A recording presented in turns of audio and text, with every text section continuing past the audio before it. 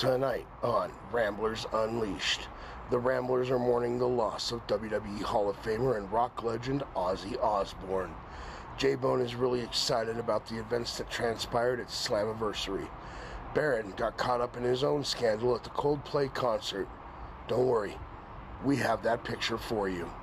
Dizzy is pretty upset over Ozzy, but not to worry. He is a consummate professional. Max will be throwing up the horns for Ozzy tonight.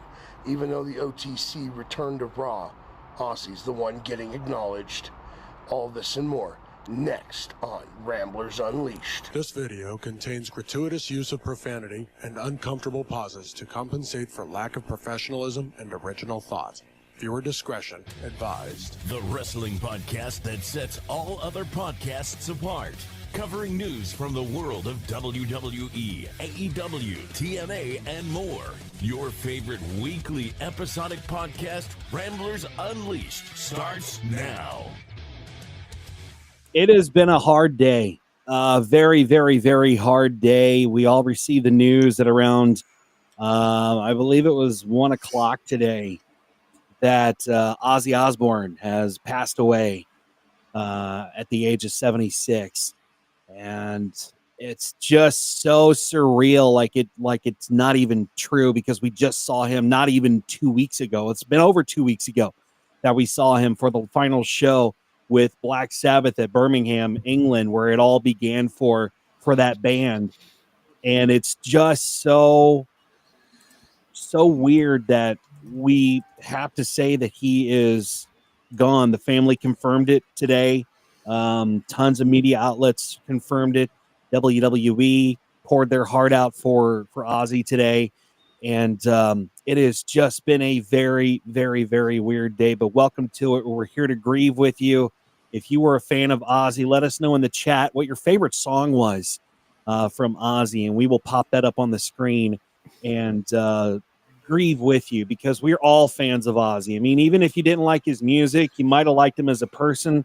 He was one of the most colorful characters, and not only in rock music, but in reality TV too. I cannot even tell you how many times I've watched the Osbournes. I loved that show. That was my favorite show ever on MTV. Sharad! Yeah. And it just sucks. It hurts. And we're here and we're going to hurt with you. Welcome to another Tuesday Night Delight. It's Ramblers Unleashed. And we're here to talk also some wrestling news, but we've got a whole mess to get to. There was Jack does paranormal stuff now. Mm-hmm. And he actually did this thing where he brought his family in to be part of this paranormal episode that he did. And it was just fun watching Ozzy stop at one point and go, "Why are we doing this?" There was something floating around on social media where he walked out and he was accusing somebody of stealing his beers. And it was just funny to watch him. That was an ongoing thing on the Osbournes, man. Like, you took his beers and he went fucking nuts. Yes, yeah. It's just so, it was such a good show. Just real quick on that is like one of the very first, like, do you consider that a reality show? That's not a reality show, right? It was a reality show. No, it was. It was the only good one out there. It was the I mean, there's been hundreds, but like this is what kind of broke the ground, like, right? Like, it was one of the very first, especially on MTV. Yeah. So it was the only reality TV show that I gave a shit about at that time. Exactly. It really was. Thank you. Yeah. Because it was Ozzy, and I've always loved Ozzy. This sucks, guys. It sucks. It's hard. Go ahead. It's extremely sad, obviously, right? But the one thing you have to remember, that man was in pain. He was. Physically, mentally. Yeah. So, you always got to remember the positives, obviously. And, like, he's in a better place now. Obviously, he's pain-free. But, I mean, that man literally, I mean, that is one hell of a life to live. Yes. Yeah. And I also want to paint the picture too, that the whole Back to the Beginning, that concert in England, featured not only Black Sabbath, but solo Ozzy. It had Tool, Guns N' Roses was there, a whole lineup of great musicians. They raised so much money for charity, for Parkinson's charity and other charities that they were involved in. That broke Farm Aid and another big J-Bone. What was the one we were talking about off the air? Farm Aid, and what was the other one? Oh, the whatever it was called for Africa. Africa, yeah, the benefit for Africa that broke the records for Farm Aid and for the benefit for Africa too. So $190 million, and that goes to it was a couple local charities in Birmingham. It had to do with Parkinson's and kids with it was like a kids hospice or something to that effect. It was just all great local charities. And man, and it's just so surreal. So we do have the 10 bell salute for Mr. Ozzy this evening. Yeah, and real quick, just music does not do that enough anymore when it comes to the charities and doing that type of stuff. So it was awesome seeing all the musicians coming because that was a fantastic concert, right? And everybody crushed it for Ozzy, and Ozzy crushed it. So this was the most perfect way to live out his legacy right here, right? Like, so that's something that you always remember. You talk about musicians leaving it all on the stage, and that's exactly what Ozzy did. He left it all on the stage. Did I send you guys this? The what? Did I send you guys the Jack Black video that I watched after the Ozzy concert? No. The Mr. Crowley video. Oh, God. Yeah, Mr. Crowley. Yeah, no, I haven't watched it yet. We'll watch it later, but let's get into some of the introductions, of course. First up, my best friend. You want to do the 10 bell salute or the introductions? We're going to do the introductions first. Cool. The person who is my best friend, and he is the neighborhood heel of the show. You, J-Bone, the trader, can address him as Mr. Magus, but Baron, you and I can call him the mighty Maximus Magus Golfers Clap. Max, how are you, sir? I had a great weekend, but I'm wiped out from it. I do want to pull the curtain back just a little bit for those of you over here on this side. Every week there's a, hey, can you make the cover? What should we make the cover kind of conversation. Disney's like, hey, J-Bone, can you make the cover? And I'll work around it. And I said the cover's got to be Ozzy. Yeah. And yes, Ozzy is wrestling related. As I said in the intro, he is a WWE Hall of Famer. Yes, he is. The love from the WWE was amazing. So I said it's got to be Ozzy. And of course, if you saw the picture before we started, it's Ozzy. Absolutely, yeah. Definitely a Hall of Famer, a WWE Hall of Famer, and I had to go look it up earlier for that. Yeah, standing there with Triple H, that's just crazy, man.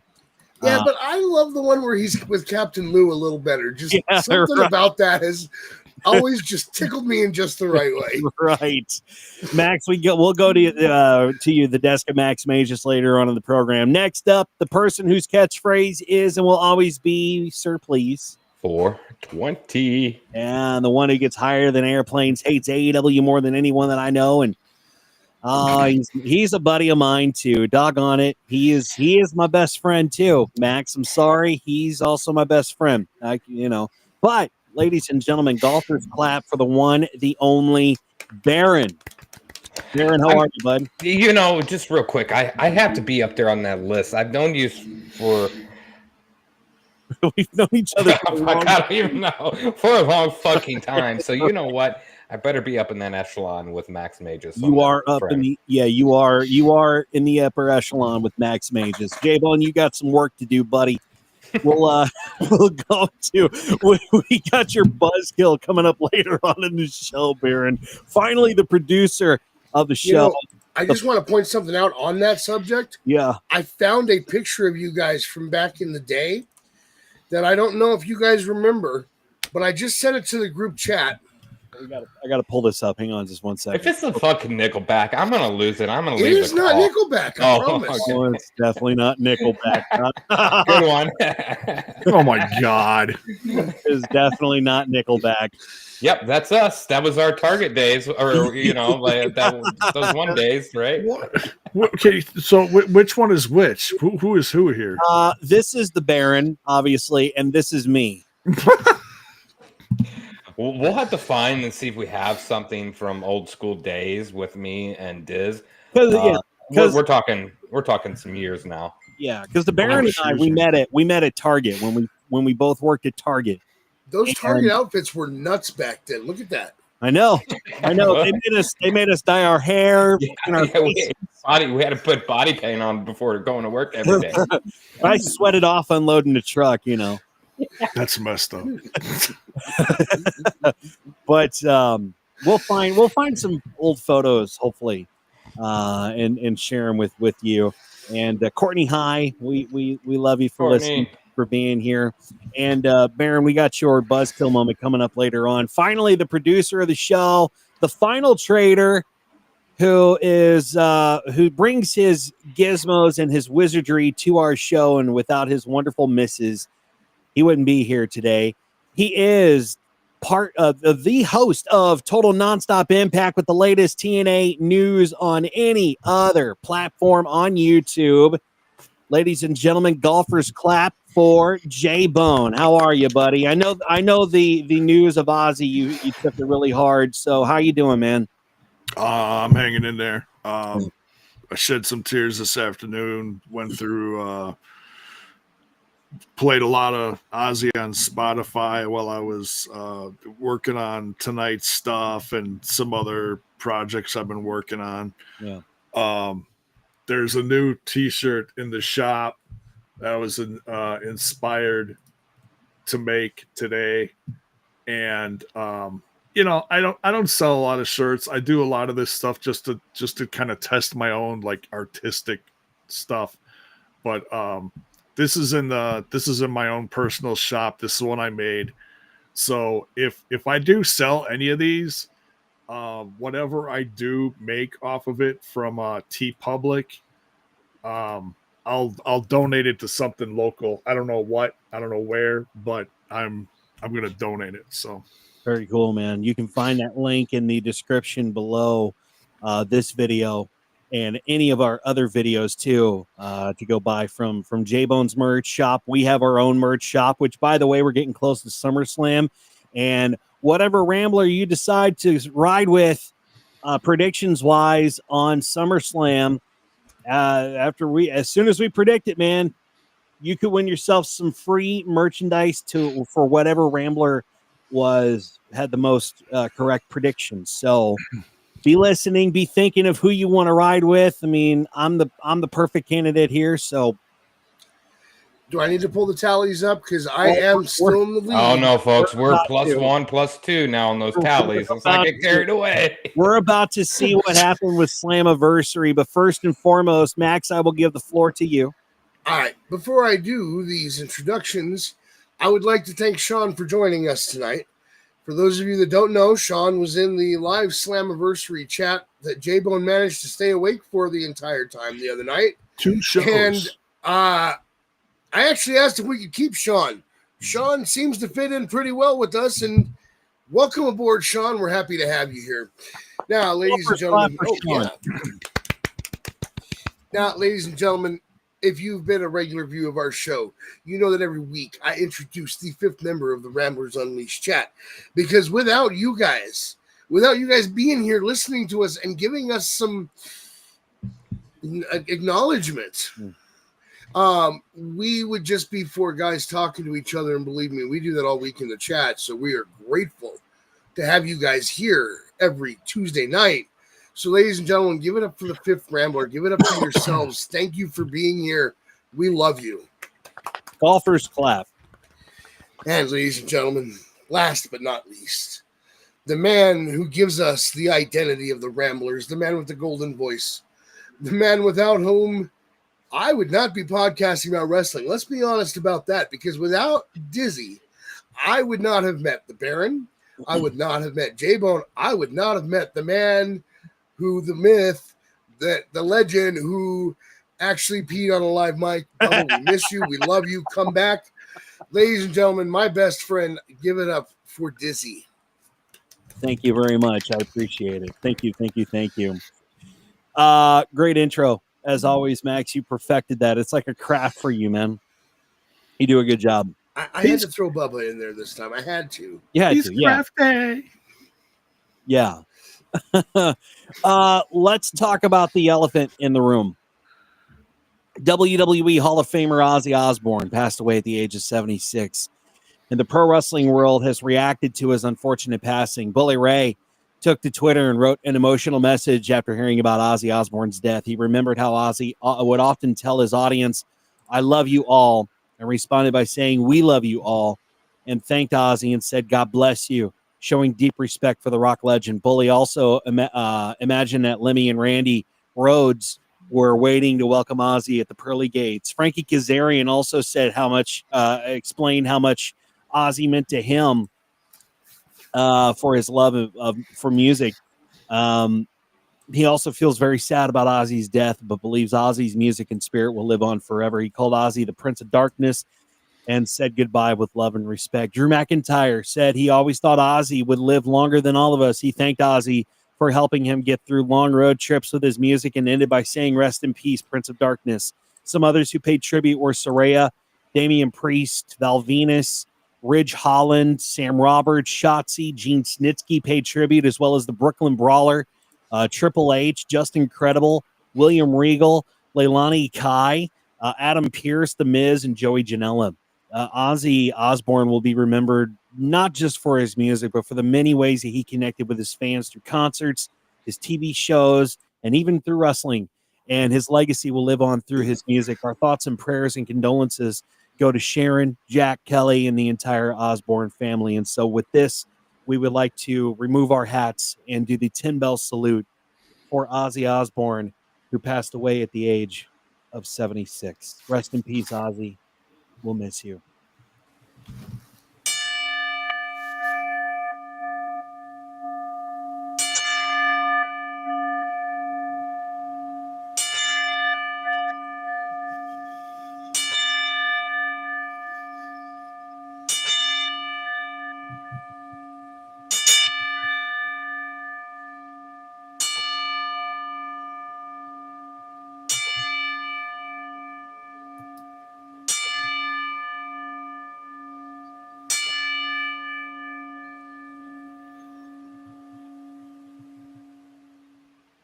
That was actually the graphic that was on NXT tonight during the NXT show on CW.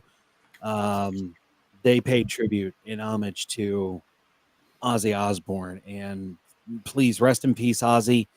Keep rocking heaven, and we'll miss you down here, buddy. Thank you so much. I got to be honest. The news broke yesterday, day before. Malcolm Jamal Warner had passed away in a drowning accident while on vacation, and that affected me. I grew up in the era of the Cosby Show and Cheers and all those things. So for someone of that era that I grew up watching, that wasn't great. But then the thing is, though, I woke up today, and not Malcolm Jamal Warner. All right, yeah, like the guy, he was great, not as effective. But then the news broke this afternoon, and I'm like, oh. Not Ozzy. And I got to be honest, guys, as I said in my post in my music group, the impact this man made through his music is incalculable. I mean, I could sit here and I could pontificate all day about the impact his music made, and I will never scratch the surface of that impact. One of my favorite videos, and I sent it to the group, is Hellraiser. Ozzy had a 30th anniversary animated version made in honor of his friend Lemmy.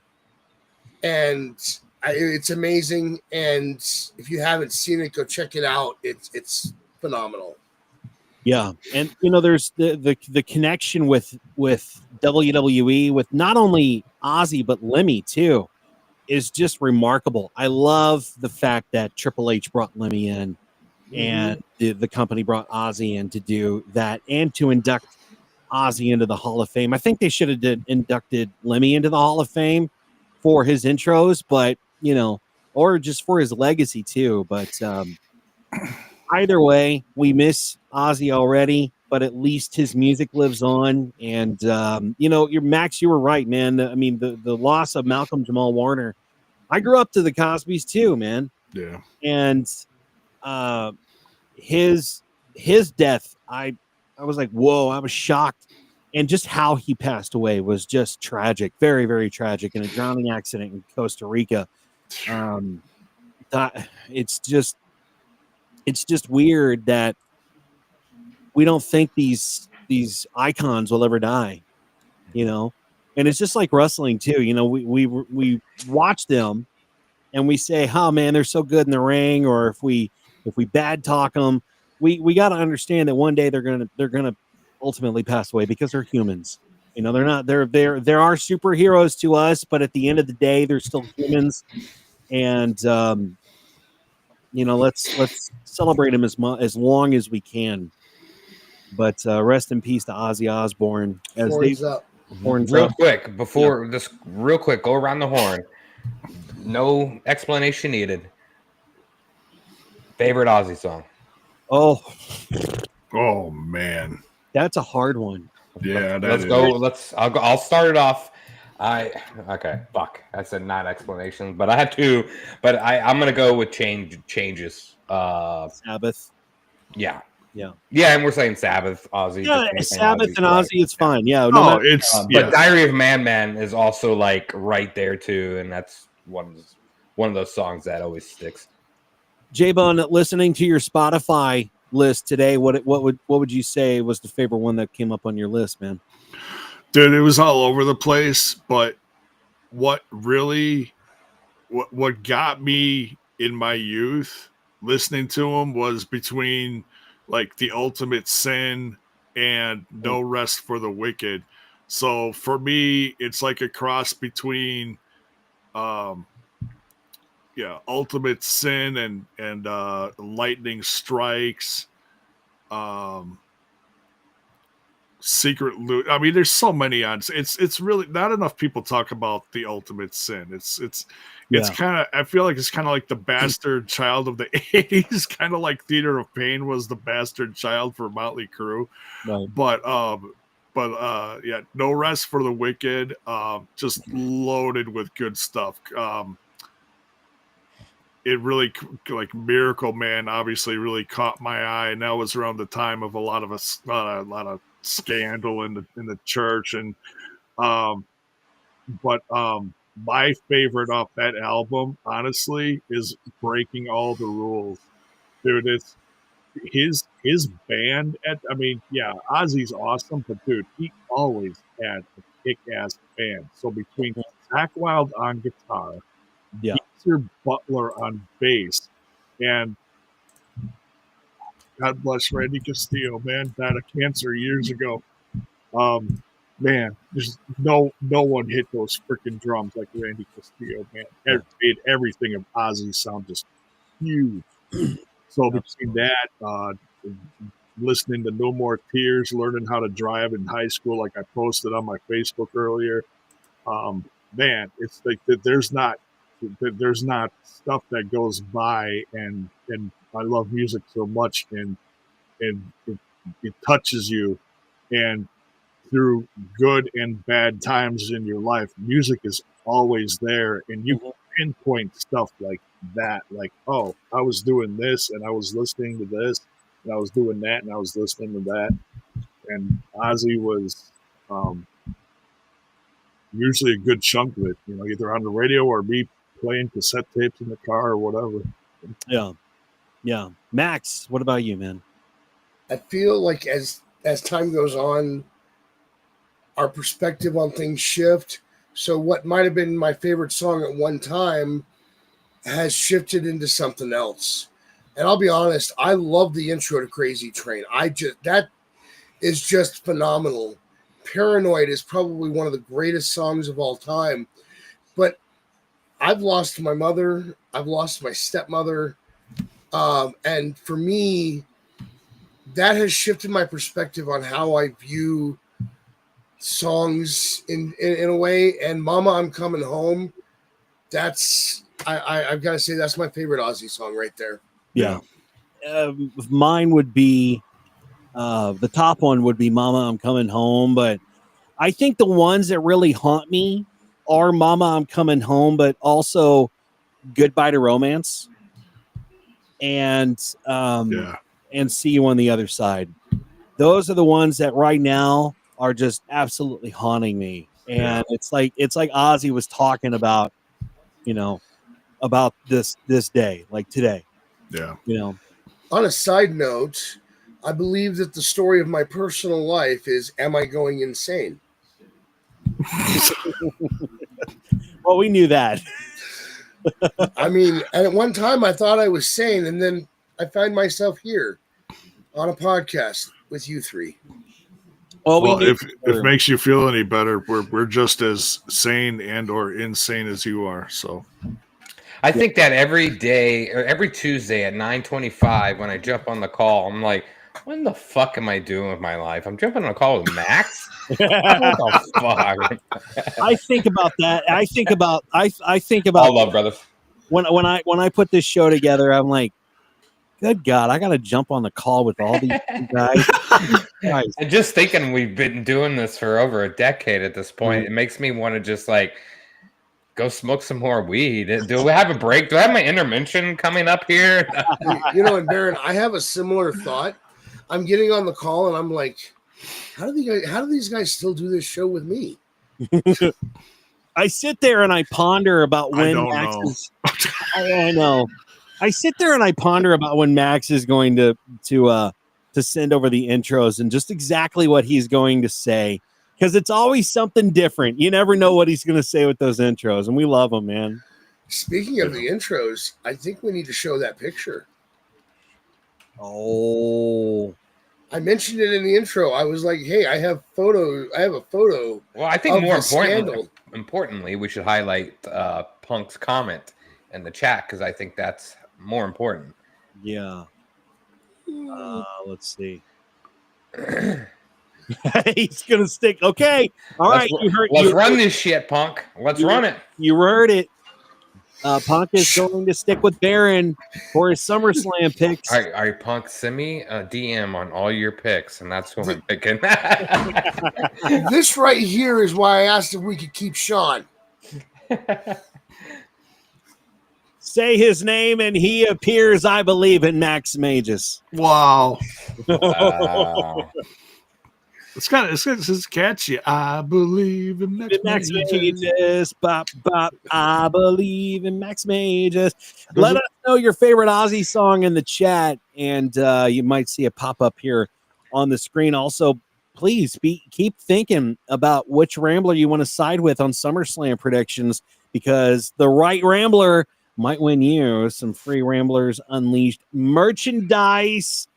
Let us probably be taking notes on that, huh? We probably should. So put down for he's riding with the Baron. But before you take notes on that, Max, let's go over our predictions for Slammiversary, because that was practice for us. Wasn't practice for that guy down there. Yeah, let's keep J-Bone out of this. It was. He's got inside fucking. His buddy literally was sitting front row. Come the fuck on. Listen, guys, taking his picks on this one. This one was actually weird because for a TNA event where J-Bone usually blows us out of the water, that didn't happen. Yeah. Even though this one really doesn't count, Slammiversary was pretty good pay-per-view, but we're talking SummerSlam predictions, which, by the way, we're 11 days away from the 2-night event. Oh boy! Which I believe we're 11 days. Yep, and whichever not this weekend, but next weekend, yeah. Whichever right Rambler you side with predictions wise, whoever's the closest between the four of us with the correct predictions, you'll win some free Ramblers Unleashed merchandise. So, Max, with the Slammiversary predictions from us Ramblers, take it away, buddy. All right, guys. I have not seen the whole Slammiversary card. That's okay. So let me get that out there just so that our viewers know that that's where we stand. I don't know if Baron saw it, but I know Dizzy and J-Bone were watching. I was watching J-Bone watch it. I missed roughly about 30 minutes of the show. So I can actually run down the card for you, Max, and you can tell us who got what right. Is that you want to do that? Well, I was just gonna say I did get to go back and watch the pre-show. Okay. And I'm gonna be honest with you, there were how many matches on? I think it was 2 on the pre-show that we didn't call. Oh, there was I think they only had 1 announced. They had a total of 3 on the pre-show. Right. And they also threw in Matt Cardona and the System versus Dark State, which we didn't pick. Right. But I want to talk a little bit about the pre-show before we I'll have Dizzy go over the rest of the show after I talk about the pre-show. Because I got on that live chat and I was like, hey, I sent you a voice message, J-Bone. You should go listen to it. So J-Bone went and listened to it, and I was doing another imitation of Enzo. And I told him in the live chat that was in honor of the real one returning to TNA, right? And I said, I really want to see that match. I can't wait till the card hits YouTube later this week. He goes, you don't have to wait. The pre-show is on YouTube. So I fired it up, and I watched the pre-show. I was shocked by the outcome of the Elegance versus Inspirations, not in a bad way. It was a great match. All 4 of those women performed very well. I really enjoyed the introduction process for that match because that was fun as hell. I had to have J-Bone confirm it for me. I was like, I think that's Cody Deaner under a mask. During the Hometown Man versus Eric Young match. Great to see Eric Young, by the way. I love that guy. Mm-hmm. And J-Bone was like, no, that is Cody Deaner. I'm like, I knew he wasn't leaving TNA. And I got to be honest, I'm hearing some mixed stuff about Zilla Fatu, but I'll tell you what, him, Enzo, and Bishop performed well in that match. I thought that was amazing. Yeah. The 6-man tag was great. The real one got the pin. And I got to say, my favorite part about Enzo's intro was when he was talking about Bishop. Because when Bishop first came out onto that stage, he did this thing where he went like, I think he did the tongue thing. I'm like, oh my God, this guy reminds me of Sid. And during Enzo's intro, he goes, this guy over here, he reminds me of Sid. I'm like, we're on the same page from Toy Story. And I'm like, we're not on the same page. Different Sid. It was great to see Enzo in a ring that I'm watching. So I'm glad J-Bone told me that the pre-show was on YouTube. If you haven't watched it, it's still there. Go look it up. Watch Enzo Amore. I'm going to watch that. Yeah. After the show.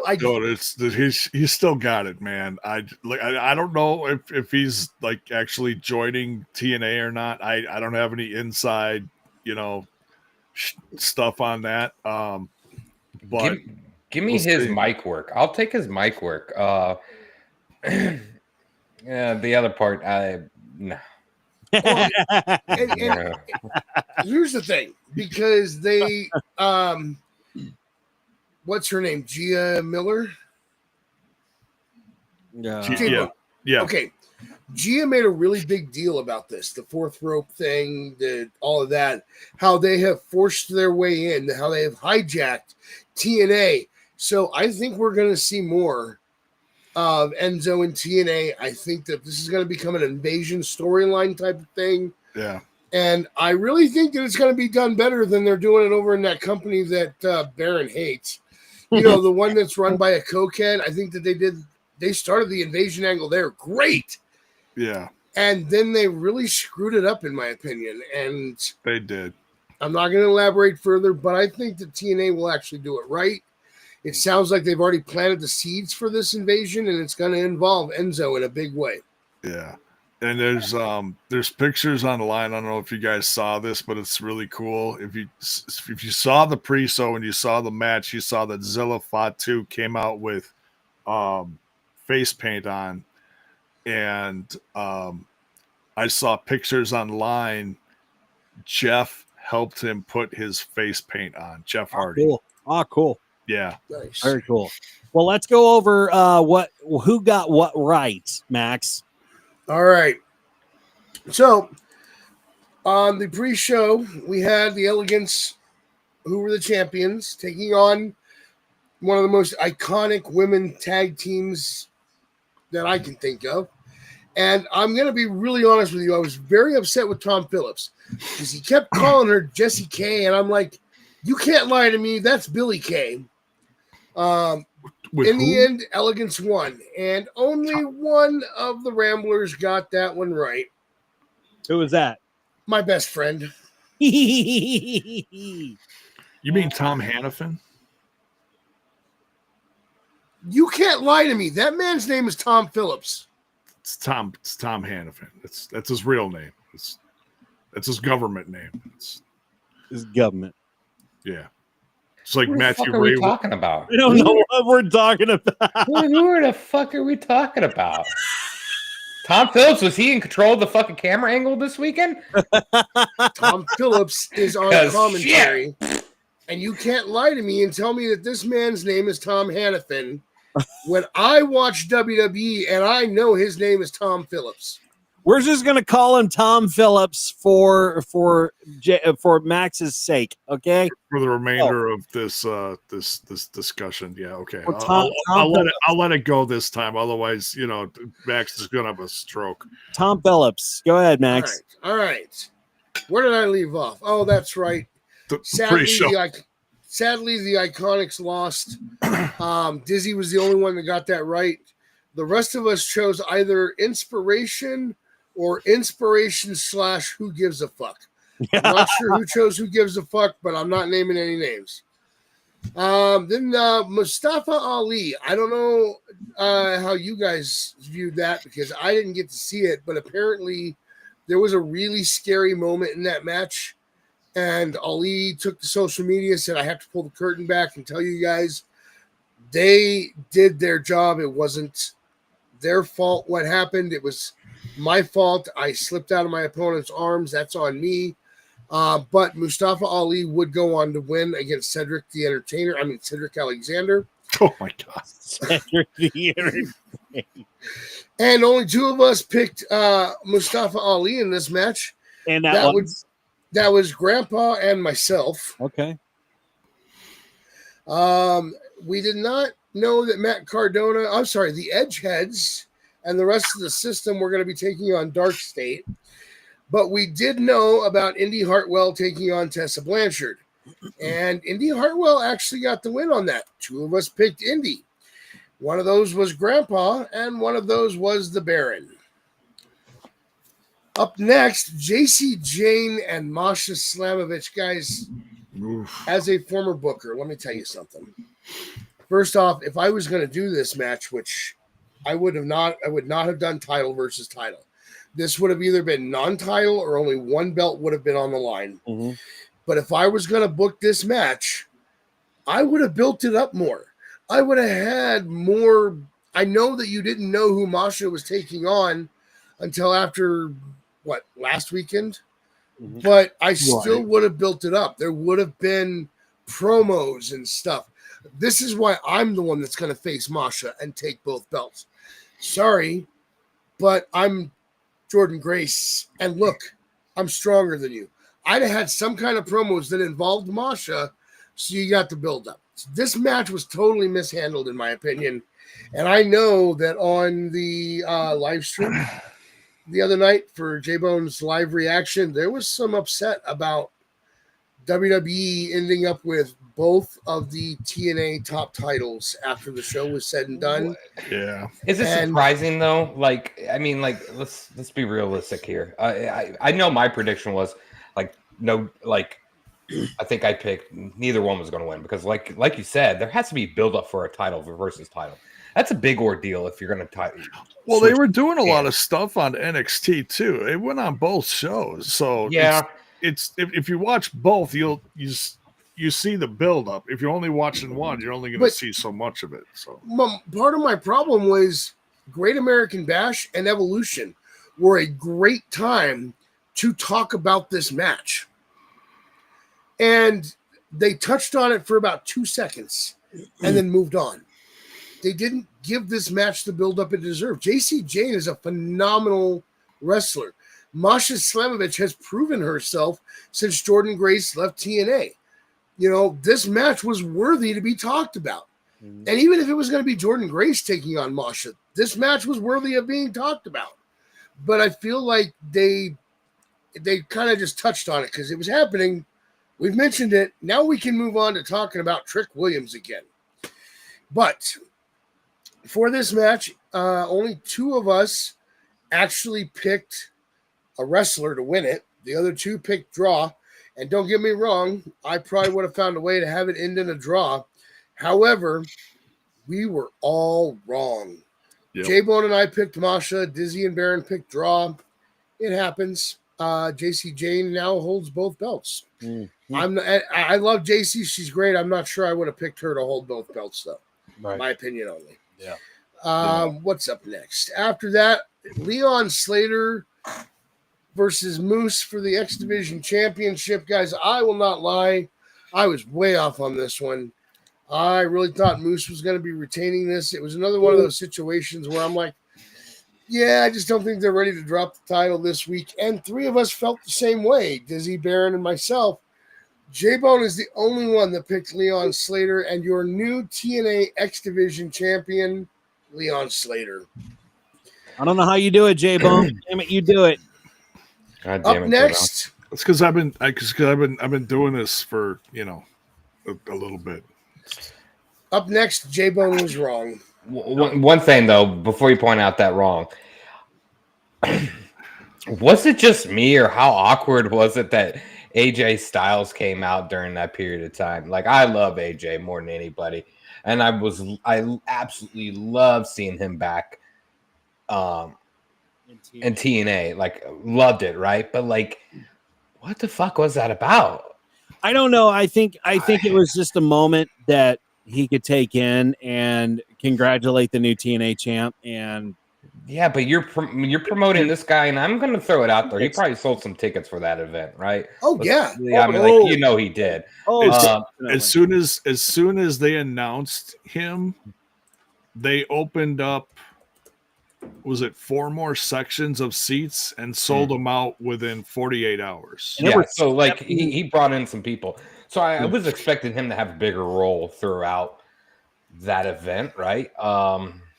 Instead of just this cameo, congratulations. I really thought he was going to attack him. Like, I thought, oh, fuck yeah. Give me some heel AJ on TNA. Give it to me. Well, technically he's not a heel on WWE, so how could he go heel on TNA and then go back to face the WWE? Well, I mean, he go heel back into WWE. He's not doing much over there. He has he's really not. Nothing going on for him. So I thought this was a perfect opportunity for him to do something there and bring that back over to WWE with the cross branding. So I just found it very awkward what transpired during that period of time, because I imagine the vast majority in that crowd was looking forward to seeing which is gonna make my prediction hard between Dominic and AJ at SummerSlam, because I don't know if they're gonna push AJ, if they're not.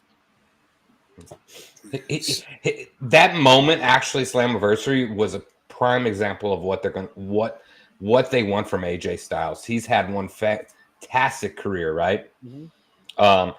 Has done it all. He's coming close to retirement. He's putting over the younger talent, right? Like he just did with Leon. So I get that point. Yeah, I mean, whoever it was, whatever it was, it didn't pan out very great. I imagine he was on a flight right back to Georgia or wherever he was going right after that segment. It was just awkward, and I'm like, oh, shit, I popped. And then I see a fellow podcaster in the front row just get the fucking too sweet, and I just like wanted to turn off the fucking channel. and you know what? I wasn't going to bring up AJ for this reason. Because of what Sean said, I haven't I mean, yes, it's being reported by multiple people, but I found nothing to corroborate it. You're not going to, because of course WWE is not going to admit to it if this really happened. But originally he was apparently supposed to interact with Frankie Kazarian. Yeah. And WWE didn't want him to do that because it felt like making a promise for a match that they were not going to fulfill. They weren't going to allow that match to happen. Yeah. And if that's true, that's kind of sad. Part of the problem is you really haven't had a main roster performer appear on anything TNA. It's all been NXT. So, yeah. Except for AJ's appearance at Slammiversary, of course. But let's talk about how J-Bone got it wrong. And originally, when I typed this match up, I had it right, and I thought to myself, you know what? Maybe they're really retiring after Slammiversary. Maybe that's really happening. Maybe the Nemeths are going to keep the tag titles. So I got it wrong too. But at least there was a better chance of the Nemeths retaining than either First Class or who was the other team in this? The Rascals, especially since Trey was out and Myron was in, of winning this. Dizzy, you're the only one that called this right. It was the Hardys. They won the tag titles, and they immediately got challenged by the Dudleys, from what I understand. Yeah, we're gonna talk more about that during J-Bone's professional podcasting opinion later on in the program. But that was huge. I do look forward to hearing J-Bone's opinion. Let me give you mine. I think Bully Ray is right. I don't think WWE will ever allow this match to happen on their programming.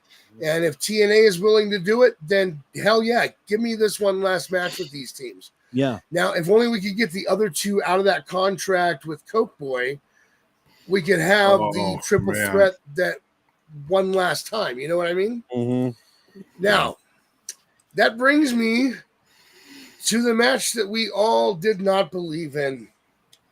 Not a single one of us thought Joe Hendry was winning this match. That was so fucking disheartening.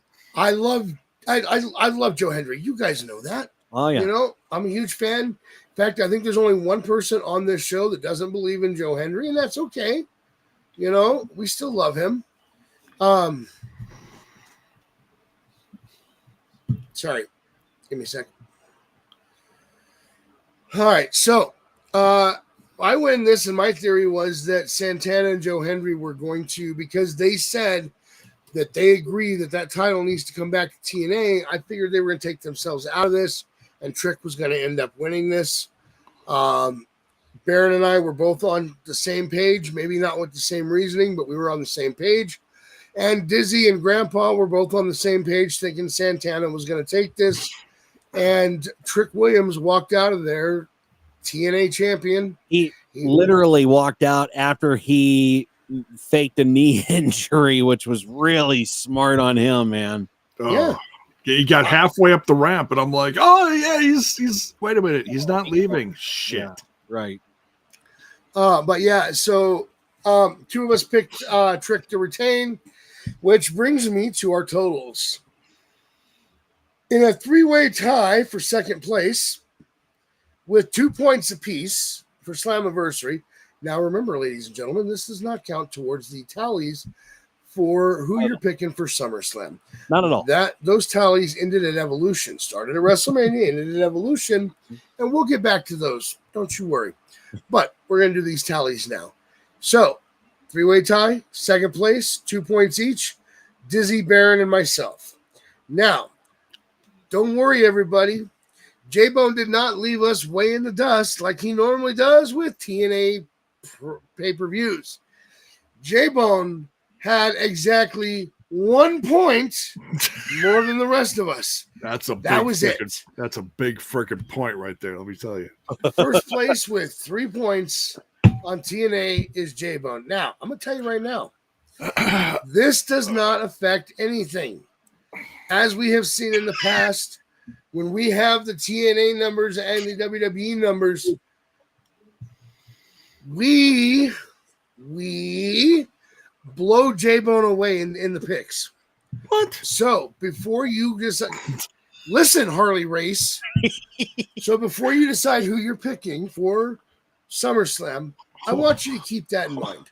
He just called me the greatest. He just called me the greatest on God's green earth. God bless you, Max. I know there was a reason why I still loved you.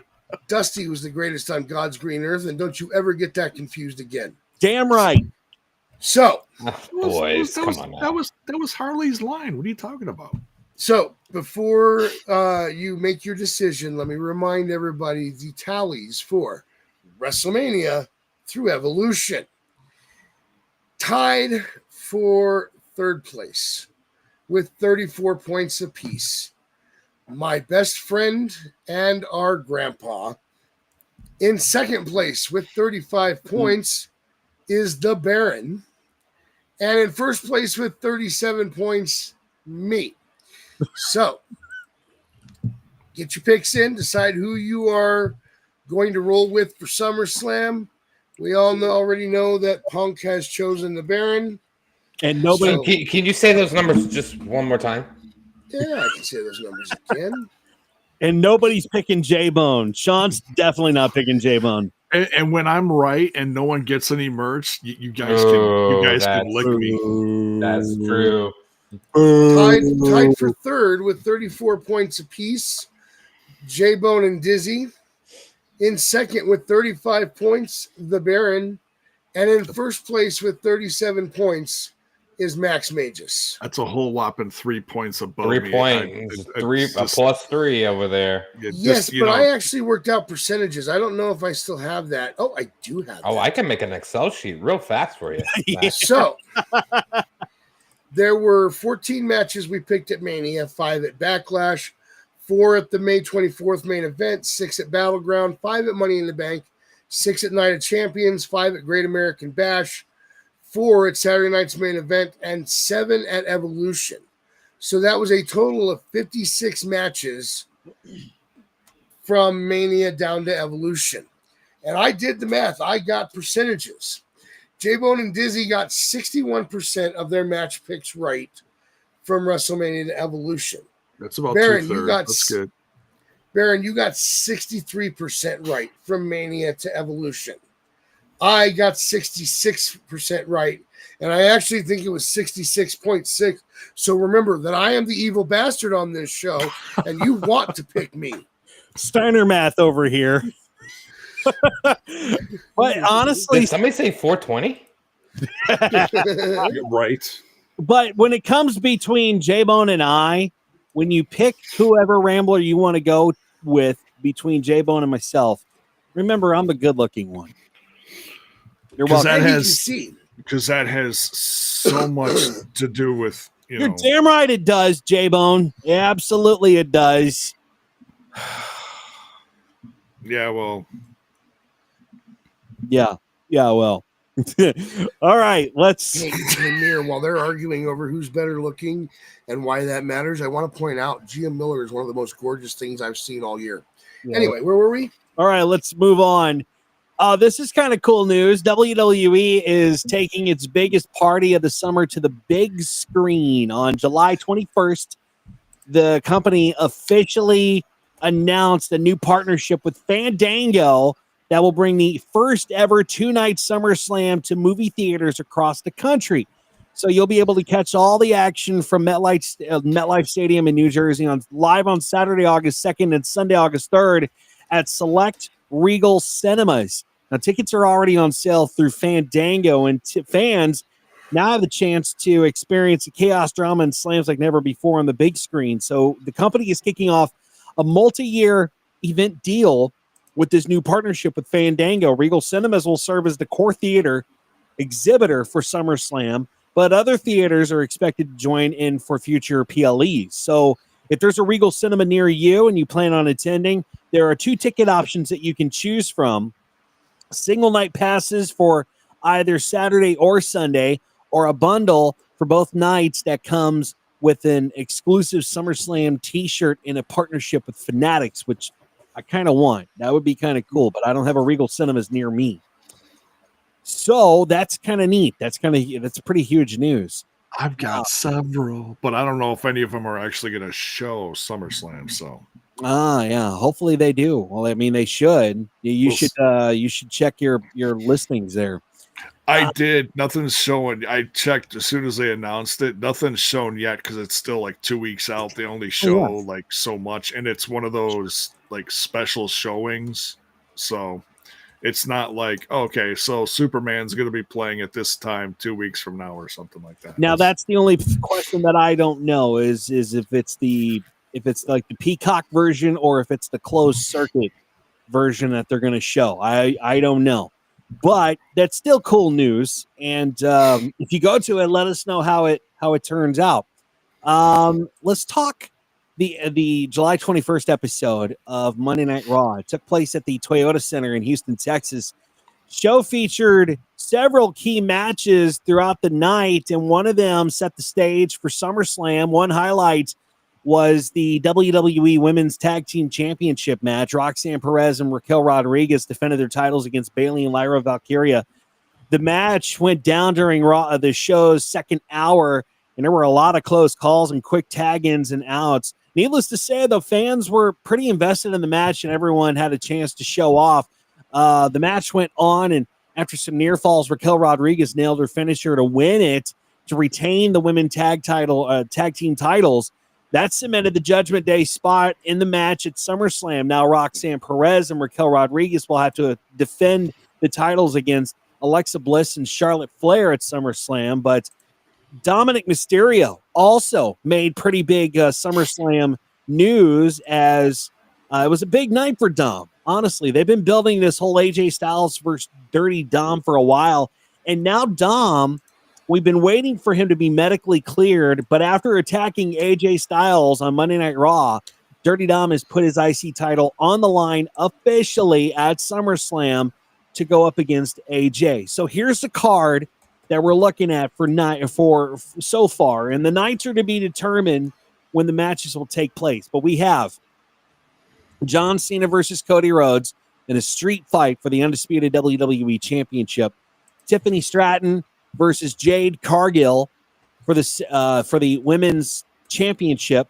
Randy Orton and Jelly Roll versus Drew McIntyre and Logan Paul in a tag team match. Gunther and CM Punk for the World Heavyweight Championship. Naomi versus Rhea Ripley versus Io Sky in a triple threat match for the Women's World Championship. Becky Lynch and Lyra Valkyria, no disqualification, no countout, last chance match for the WWE Women's Intercontinental Championship. If Lynch wins, Valkyria can no longer challenge for the title as long as Lynch is champion. The Judgment Days, Raquel Rodriguez and Roxanne Perez versus Charlotte Flair and Alexa Bliss for the Women's Tag Team Championship. Solo Sikoa versus Jacob Fatu for the United States Championship, and Dominic Mysterio versus AJ Styles for the IC title. So far, guys, pretty stacked card for SummerSlam. Are we looking forward to predicting this thing? Hell yeah. Yeah, I'd say so. I'm really excited for predictions. I have some ideas. I have some I'm ready. I'm just ready to pick. SmackDown, the July 18th episode for Friday Night SmackDown brought in strong audience thanks to a very loaded card highlighted by a wild contract signing between Cody Rhodes and John Cena that stole the show. Now, according to Programming Insider, the episode averaged 1.546 million viewers on the USA Network, a noticeable increase from the 1.399 million viewers the show drew on July 11th. And the key 18 to 49 demographic, SmackDown posted a 0.45 rating, up from last week's 0.37. The show also delivered a 0.85 household rating with a range of 1.063 to 1.075 million households, and scored a 0.60 rating in the 25 to 54 demo, up from last week's 0.50. I think the contract signing between Cody Rhodes and John Cena definitely helped with the ratings boost. Plus, it was a very stacked show, honestly. But as we continue to talk numbers, Guys, Netflix, the numbers for the 2025 PLEs in first and second quarters have been revealed. They officially dropped the numbers of who streamed internationally, how many streamed internationally from January through June of this year. And it's clear that Royal Rumble in WrestleMania 41 dominated the global audience. So according to WrestleNomics, here are other numbers of the following PLEs, okay? Royal Rumble 25, 3 million viewers. WrestleMania 41 Sunday, 2.8 million viewers. WrestleMania 41 Saturday, 2.4 million viewers. For the Elimination Chamber, they had 1.9 million views. Money in the Bank 2025, 1.6 million views. Backlash gained 1.5 million views, and Night of Champions was at 1 million views. Now, WrestleNomics clarified what these numbers actually mean. Global views are defined as viewing hours divided by runtime. So the metric is a representation of accounts viewing, not people viewing. They also added that the data reflects that viewing that happened at any time from January to June of 2025, meaning some shows released later in the window, like Money in the Bank, had less time to rack up views. But these figures only represent the Netflix international audience. U.S. fans still have to stream PLEs via Peacock, and we don't have those numbers as far as what Peacock drew in. But those are big numbers. Big numbers. WWE definitely doing good things and big things, too, as they continue to build this partnership with TKO. And I'm looking forward to see what the future holds for the WWE. Let's go to the desk of Max Magus. And Max, Hall of Famer Ric Flair has now confirmed that he is officially cancer-free following a brief battle with skin cancer. Golfers clap for the Nature Boy. He took to Twitter and announced that he is now cancer-free, thanking Academic Alliance in Dermatology for their support, saying, well, thank you, Academic Alliance in Dermatology. I'm now cancer-free. Woo! This comes after Ric Flair recently had to undergo surgery for skin cancer, and then claimed he still had one more procedure left. Obviously, this turned out to be a final procedure, but now the Nature Boy has beaten cancer, which has made fans very happy in a big way. Max, I don't know if you saw this, but Ric Flair actually crushed a 3-minute plank challenge, and now it's obvious that he will be able to do more physical activities, even more physical activities, since he's cancer-free. Great news for Rick. Max, what do you think? First off, let me start this out by saying fuck cancer. Yep. Because, I mean, that shit just, yeah, fuck it. Second, I'm very happy to know that he is cancer-free. I would not wish that shit on my worst enemy. And despite some recent, let's call them not nice comments from Ric Flair about someone else that we love on this show, I still don't wish that upon him. I don't want to see him going through that. I'm glad he's better. He shouldn't have made the comments that he made about Ross. I know Ross took it in stride and just treated it like it was a joke, but I still think that, especially since he turned around and did the exact same thing, I think that was the wrong way to handle it. But look, at the end of the day, I am thankful that the cancer is gone. I cross my fingers that we don't have a return and that he can live out the rest of his years without worrying about the cancer. Mm-hmm. So good on you, Rick. I'm happy for you. Let's keep staying strong. Absolutely. And rest, man. You don't need to keep going, buddy. I promise you that. No more matches. Yes, please. No more matches. You know what? You know what else? You know what else that means? No more naps during matches. That's true. Let's move on to AEW news. And since we're talking numbers, the July 19th episode of Collision had a mix of hard-hitting matches and powerful storytelling. One of the biggest moments of the night was the growing feud between Athena and Toni Storm, which heated up in a major way. Now, according to WrestleNomics, the show averaged 348,000 viewers on TBS. It's up from the 323,000 recorded on July 10th. The coveted 18 to 49 demographic, however, The show earned a 0.06 rating, bit of a dip from last week's 0.07, but these numbers only account for linear TV viewing and not including the streaming numbers for HBO Max, which I have a feeling that HBO Max just isn't drawing any numbers at all, honestly, for their, not only for their live programming, but for their streaming, which is why I think they're keeping all these numbers in the dark, which is kind of, it's kind of sad, honestly. It's not the platform for this, okay? HBO Max is meant for TV shows and movies, right? Like, so it's not a built-out platform for live professional wrestling. That's probably the last place you want to be when it comes to streaming. I understand what they're trying to do. They're trying to compete with Netflix. They're trying to compete with Peacock. I get it, but you're not going to get there, though. They're not going to get there. No, they're not. And I love HBO Max. I love the platform. I've been a big Warner Brothers fan for a long time. But if you're struggling to get the at least the viewers, the reason they're not getting the viewers is AEW is just not the program for that platform. If you're trying to get, it's not the program for that platform if you're trying to grow your streaming service. Also, maybe you should put some harder hitting shows on your streaming service, then people would subscribe and maybe try AEW.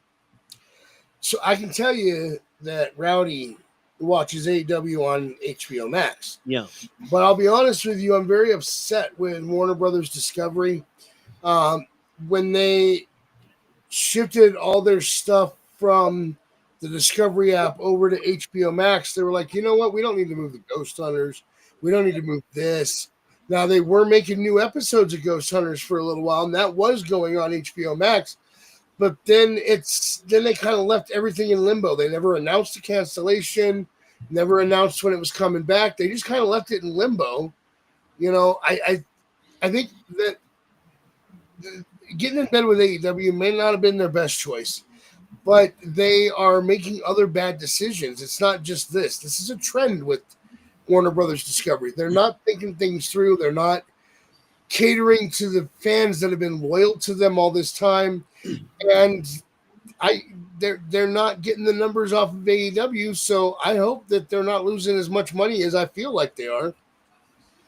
I feel like they are just hemorrhaging money, honestly, at this point. I think a lot of companies similar to Warner Brothers Discovery are just hemorrhaging money because you got to think about all these TV channels that they have. You know, you have to think about what Paramount has. You have to think about what Warner Brothers Discovery has. People aren't subscribing to cable anymore. They're cutting the cord and they're watching more free programming. They're not watching TBS or TNT, or they're not watching BET or MTV anymore. And these companies are just hemorrhaging money, which is why they're trying to split off these companies, these networks, as their own network, not associated with Warner Brothers or Paramount or Viacom or whoever. So I think it's going to I think it's going to be really interesting to watch this growth, this progress of how these TV companies, these networks are going to have to figure out shit on their own, because Warner Brothers already dropped CNN. They're on their own. And we'll just have to see what time will tell, man. It's going to be interesting, that's for sure, as cord cutting continues to grow.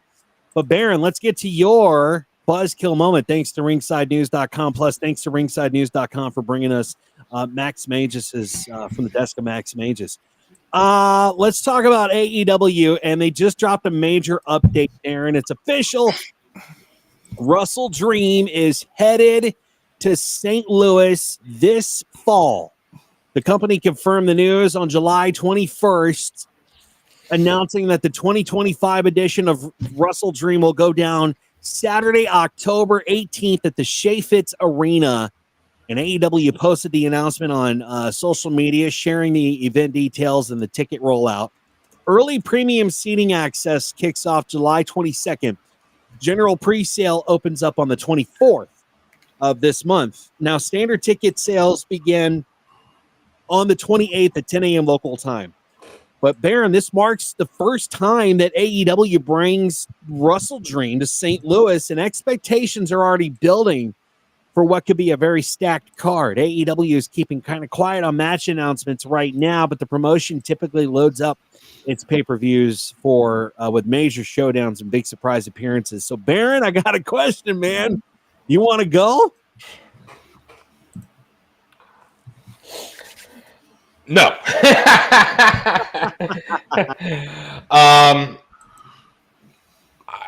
I think it would be fun. Chaffetz Arena is, it's a renowned arena in the St. Louis arena. And what? How do you pronounce that? Chaffetz. Oh, I thought you said shit fits. I'm like, man, that's a hell of a close enough. Shit fits. I probably called it that a time or two. Man. And anybody that's ever been to a wrestling event in St. Louis would know the passion that the St. Louis fan base has for wrestling. I mean, like St. Louis is a diehard wrestling base, right? Like we've been there for years. So I think it's cool. I think it's something that we should probably do, Dizzy, because we keep fucking saying it. And I think these are probably tickets we can afford. This is true. Compared to a WWE event that is $800 a pop for good seats. Right. I think it'd be fun, man. I just don't know I could sit through a 6-hour show. I know. I don't think I could. And the reason I state that is because I have to take in consideration food, beer, and a place to find out where I could smoke. And I have found all three of those anytime I go anywhere. And let me tell you, I would be broke if it's a 6-hour event when it comes to beer. So, but let's see how this card pans out. I think it'd be fun to go. So, yeah. Section 206, which is up at the top. Are the tickets out already? Row B is selling for $93.60. 208 is selling for $99.60 per ticket. And we're talking the nosebleeds. We're not even talking down around ringside. Oh, fuck. That's not good. Okay, well, first and foremost, I would never in a million years pay what I paid for Backlash tickets for WWE for that event. So there's your buzzkill moment. I would not be willing to spend $800 for that trash in St. Louis. I don't even know if it's $800, but damn, I mean, I'm kind of I'm interested in how much these tickets are going to go for. Section floor 2, row 2, $723.60 per ticket. Oh my God, you're kiss my ass. You ain't getting that from me. Yeah, your event is not that good. Now listen, that's to be fair, that is ringside. That is literally. That's where the camera is pointed. That's where you see green shirt guy all the time. So, I mean, like a WWE event would be 1,000, right? And of course, that's entirely way too much money as well. We all know that, but this is a totally different product that is not even on the standard of that product. Sorry, folks. So as I'm standing in the ring, the ramp is to my left. Section 2 is in front of me. Section 3 is over here. It's basically behind Michael Cole. That one's only $363.60 per ticket. Really? Where are you? Are you on? I'm on GoTickets.com. Where are you? I'm on Ticketmaster. I actually went through the AEW website and it took me here. Yeah. Now so I'm on a different website and they've got tickets camera side, ringside for $2,415. You've got to be out of your fucking mind. Yeah, you'll want to get off of that because you can get it for $723.60 on Ticketmaster. I'm with Sean. When is TNA coming to Missouri or St. Louis area? Because that's what I'm trying to do. 400 is reasonable. Yeah. If They it's were just in Missouri. Was it a major show? No, but it was like it was a what do you call it? It was a taping. Well, TNI fandom, I need you all to alert me as soon as you find out any St. Louis major show. Because it will be. I know the next closest thing in the Midwest is in September in Minnesota. I want to say St. Paul. So, I know that's not exactly close to any of us. It's literally it's on the other side of the state for me, and it's northwest of you guys. So, Yeah, I don't even see Russell Dream on their website. I'm at aewtix.com, and I don't even see where you can purchase Russell Dream. They don't even have it. No, it's showing the prices, but tickets actually don't go on sale until the 28th. God. So there's a good chance it could go down, right? I might just have to like flex my muscles a little bit here and reach out to my vendors for a company I work for and just get free tickets, because let me tell you folks, I get free tickets to every fucking event you could possibly think of. And I think I might have to do it for wrestling. there you go. It's hard for me to ask for wrestling tickets because I have to go through the entire spiel of being a massive wrestling fan, and they have to say, "Oh, well, what about John Cena and The Rock?" And I'm like, "Just shut the fuck up." turn them on to our podcast, and then we can set the record straight on John Cena and The Rock. I do want to show you something real quick. Yeah, send it over. So, if I'm reading this correctly, this is a screen capture of the seats at ringside. Mm-hmm. If I'm reading it correctly, I believe the blue dots are available seats. Now, if you haven't opened ticket sales yet, you probably shouldn't have seats already sold, but you'll notice that's section 2. That's where the camera faces. That entire front row is grayed out. Meaning that they've already sold those tickets or given them away. Yeah, those tickets usually on any type of front row is already kind of like before pre-sale even starts, kind of dibbed out or like saved and whatnot, because I get onto all the pre-sales for any event for wrestling in the area, and they're always gone first, right? Yeah. But nonetheless, you wouldn't want to pay the amount that they're pricing those out for because it's absurd. Hell no.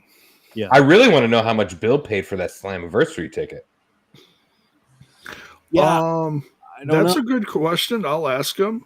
Please do. I know the tickets on the bottom bowl that they put up for sale, like within the last week. They were selling for like $50. Oh, shit. But his seat where he was sitting when we seen him is probably the best seat you could have in wrestling. He did have a damn good entrance ramp and direct view of. That's where he always is, whether he has a ticket or not. That's where he always is. That's money, and that is probably the best seat you could ever have. I've sat in a couple like pre-show, or you're not pre-shows, but like house shows, and that right there, and it was perfect. Right. And I've sat right behind the announcers on Raw. Yeah. And they block your view the entire time. So let me tell you, don't pay that price tag. I sat. That's perfect seat. I sat when TNA came to Chicago, and we were in Cicero, in a smaller joint, kind of like a ballroom type setting ish kind of place, bleachers and stuff. They had 3 events during the year, one in the spring, one in the summer, one in the fall for Bound for Glory. And they sold, I had front row seats, same seats for all 3 shows. And it cost me $500. That's not bad. For 3 seats? For the same seat at 3 shows, it was 500 some odd bucks. That's not bad, actually. Really not bad. We'll have to keep an eye on the ticket prices for AEW and see if they actually. When do they go officially on sale? This July 28th. Okay, so yeah, so next time we're on the show, we'll monitor the prices on that and just kind of see, because I'm curious not just about going. I'm really curious just to see what they price that out at Shea Fitz Arena, because we all know it's not like if you're from St. Louis area, that's not where you have a major show. Enterprise Center is where you go, right? Yeah, exactly. Yeah, it's not a premier stadium, not like the Enterprise Center, but it's probably the second biggest one that St. Louis has. So isn't Shea Fitz where the Battlehawks play? Yeah, that's the dome, right? Shea Fitz Arena. Yeah. Right? Yeah. I believe so. Yeah. And it's one of the most run down ever since the Rams and everybody left there, it's ran down if you've ever been there. I don't know if anybody has. Yeah. So we'll keep an eye on it and we'll see what happens. But speaking of TNA, as we're still on TNA, or talking about TNA anyway, let's move to TNA news and J-Bone's professional podcasting opinion. TNA Slammiversary 2025 brought the action to Elmont, New York, lighting up the UBS Arena with fantastic event. Man, it was a good PLE. But each match had a lot of action, but the TNA World Tag Team title match was certainly attention-grabbing. One of the standout matches of the night was that ladder war for those tag titles, and the Nimitz put their gold on the line against the Hardys, the Rascals, and First Class. This match marked Matt and Hardy's 33rd ladder match and Jeff Hardy's 39th match. That's crazy. But they were out to prove that their time in the limelight is nowhere near finished, but they had a war in front of them. So the Hardys regained the tag team titles, and after their match, Bubba Ray Dudley came out to congratulate the Hardys in a great moment of Slammiversary. After a short promo, the stage was already set for Bound for Glory on October 12th for Team 3D and the Hardys to have one more match. Fans chanted, "Where is Devon?" after that, and Bubba said, "That's a great point and a great question. Regardless, where we will hear Get the Tables one last time at Bound for Glory." And J-Bone, I know that you are so excited for that. Yeah, I thought that Devon was officially retired, and for the just thinking about the team in general, I thought Bubba was too, because I mean he had a recent stint with TNA, but then his contract was up and then he was done. And some people like him, some people don't.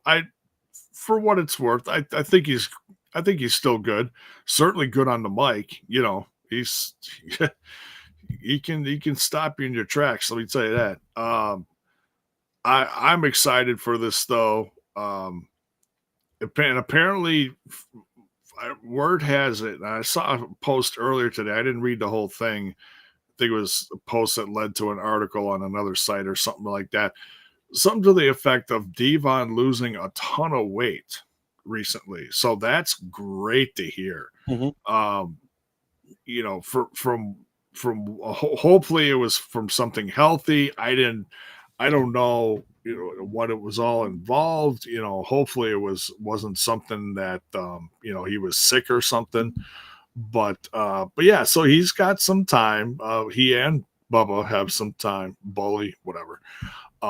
They got a few months till October, and they'll face the Hardys one more time.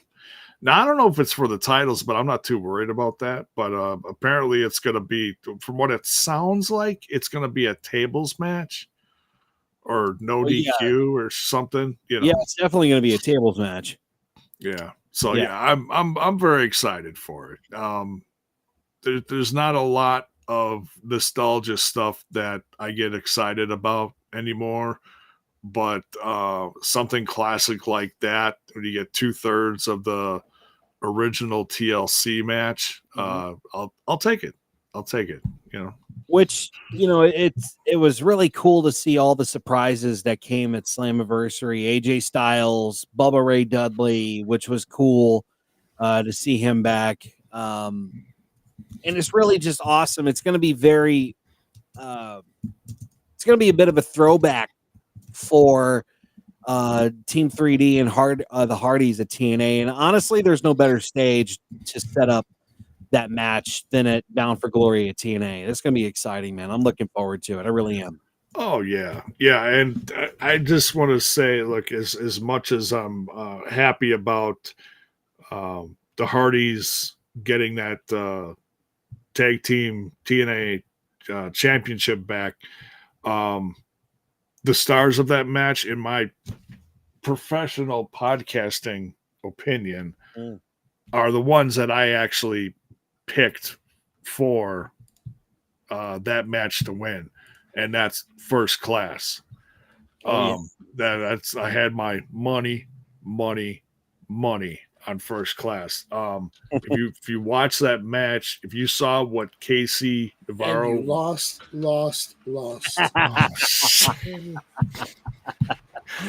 the elder statesman's talking here. Just all right. Casey Navarro went through hell in that match. Someone broke a ladder with him on it. It looked like Casey Navarro looked like he was ready for a vacation halfway through that match. He went through hell. Friggin' AJ Francis, 300 pounds, 6'5", did a backwards, what do you call that? Backwards moonsault, and wiped out everyone. I from almost the top of a ladder. I couldn't believe it. But like the common sense part of me said, why did you just jump backwards and grab the damn belts? No, you had to wipe out everyone and show off. But that was pardon the pun, but that was phenomenal. That was one of the best moves of the night. Yeah, so props to them. Well, that is going to wrap up the show for this evening, but there's something else that we have to get to, something that Baron has to explain. There's this whole Coldplay Kiss Cam thing going on where the CEO of Astronomer was apparently caught with in a loving embrace with his HR. And they were very embarrassed when the band Coldplay called them out on the big screen. But that was hilarious, by the way. It really was. But it's Baron is no stranger to when it comes to Liv Morgan and showing his love and affection that he has for Liv Morgan. But Baron, you actually have some explaining to do, sir. Please explain this. What is this about? Yo.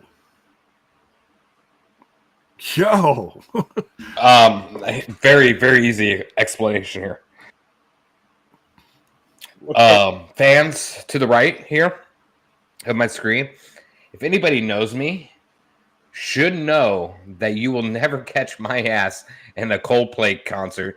So this is fabricated and AI generated.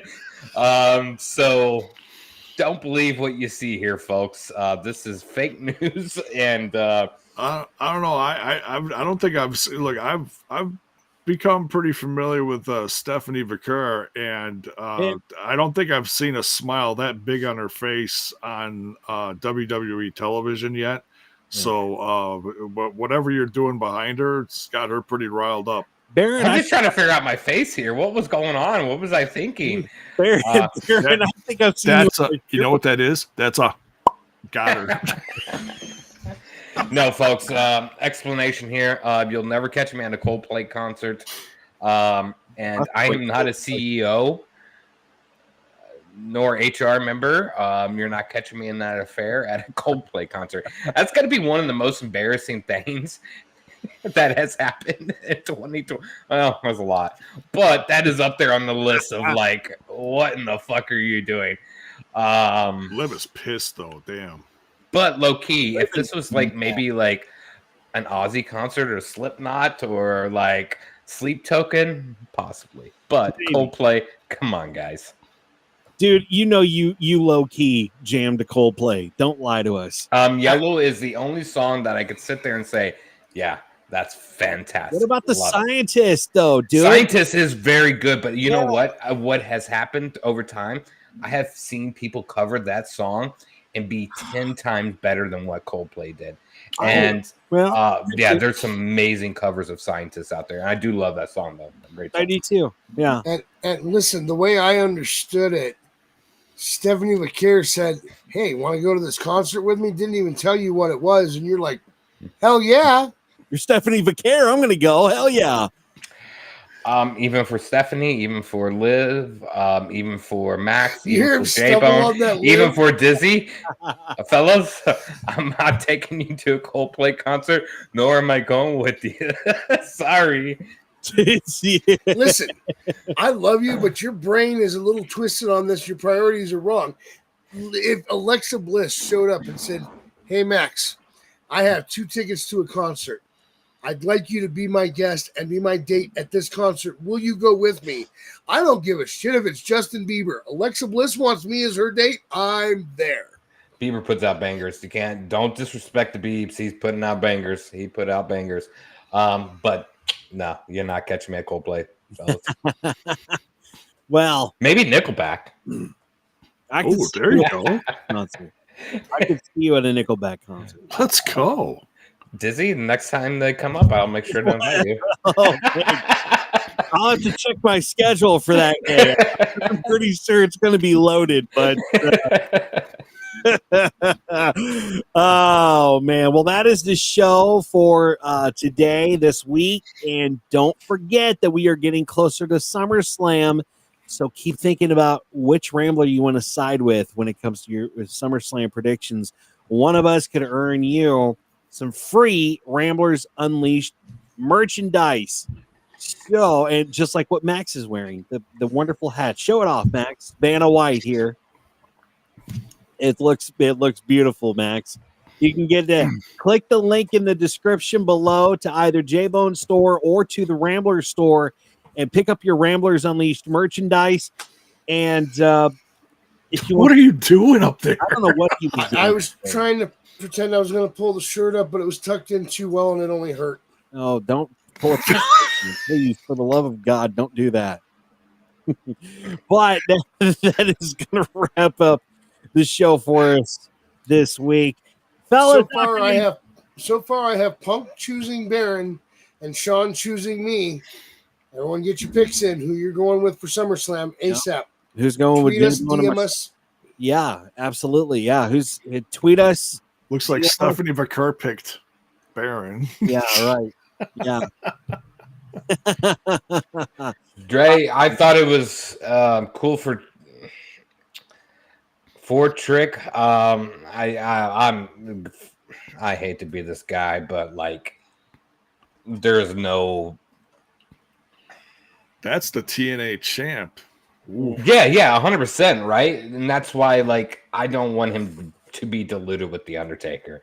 I'm sorry, nothing is beneficial in that route. I think I think the Undertaker's stock has dwindled down since his match in Saudi Arabia. Well, I think it was just a way for them to promote LFG, honestly. So yeah, in a sense, yeah, that's what I got to. That's all it was. NXT was just okay tonight, but yeah, it is what it is. Friggin' Jordan Grace, go. Yeah. Anyway, let's wrap it up. And fellas, how can they follow you? We'll start with the Baron. Scumbag Jordan with 3. Trace ends. Max. You can find the wrestling Twitter account at Max Mages. You can find my other podcast at Our Shots Podcast. You can hear that podcast wherever you get podcasts, or go to random-shots.net. And as always, if you have complaints, send them to Deactivated Styles. There you go. That poor guy. J-Bone. You can find me on Thursday nights over on that other little show called Total Nonstop Impact, where we're doing all things TNA for live reactions and reviews. Mm-hmm. And you can find me on the Twitter box at jbone5150. And you can follow the show at The Ramblers Pod right down there. That's on X. If you want to find us on Facebook, Ramblers Unleashed is what you should look for. And hit the subscribe button on YouTube. Hit the like button. That tells YouTube that you like what we're doing, and other folks that, hey, check out our video. And that would be really awesome if you did that, by the way. And pass along this link to your friends and your family if they're wrestling fans too. And once again, man, rest in peace to WWE Hall of Famer Ozzy Osbourne. We love you. We already miss you. Thank you for everything. And until next week, next Tuesday, we'll do it all over again. So please enjoy professional wrestling for whatever promotion you want. We're here for you, and we're going to talk about all the wrestling next week on Tuesday. Until then, take care. Have a great weekend. See ya. Bye-bye. Thanks for tuning in to Ramblers Unleashed. Follow the show on social media, subscribe to our YouTube channel, and click the bell icon for notifications of upcoming episodes. Which, by the way, Grandpa, you can go to bed now. Oh, thank you. You're welcome. I'm surprised Grandpa remembered who Ozzy was.